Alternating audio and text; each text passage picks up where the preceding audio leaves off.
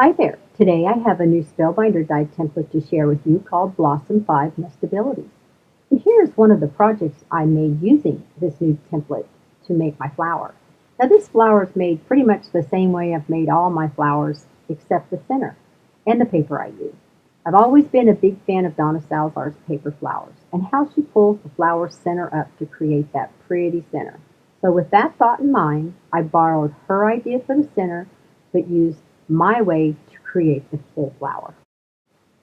Here I thought I'd show you a picture of the actual dies. And for today's flower, I used 140-pound watercolor paper. That's new for me. And some of the other tools I used to create my flowers. The pliers shown at the top are for making jewelry, but are also perfect for making flower petals. I cut and embossed 2 number 3 dies and 3 number 4 dies with the grand caliber. Then I cut towards the center of the flower with my scissors, but not too far. With Distress ink and sponges, I sponge the flower centers and the flower edges, but make sure you do this on both sides. Like always, I place my flower on my mat, then start rounding at the edges with your tool. You will want to do this for each layer of your flower. Now pull every other petal towards the center and add some glossy accents to the inside of each petal along the top and let them dry. And continue this until each petal is done. Now add your second layer by placing a small amount of glossy accents to the center and place the flower bud you just finished on it and let it dry. You will notice I made sure the petal on the bud was placed where the second layer cut was in the center of that bud.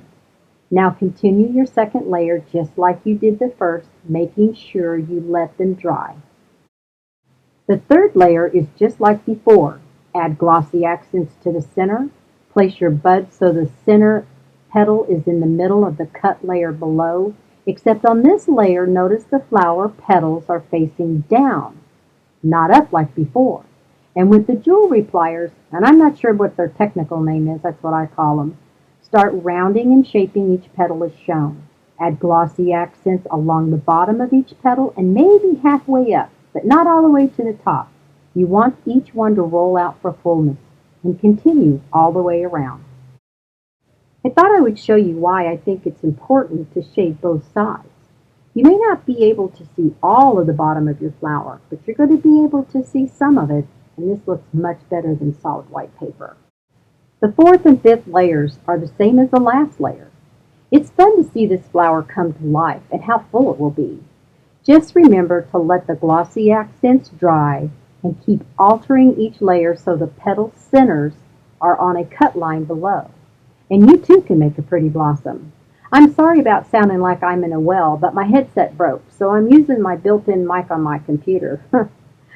And that's it for me today. I have lots of pictures to follow, and I hope you too will give this a try. And if you do, I'd love to see what you create. Bye now.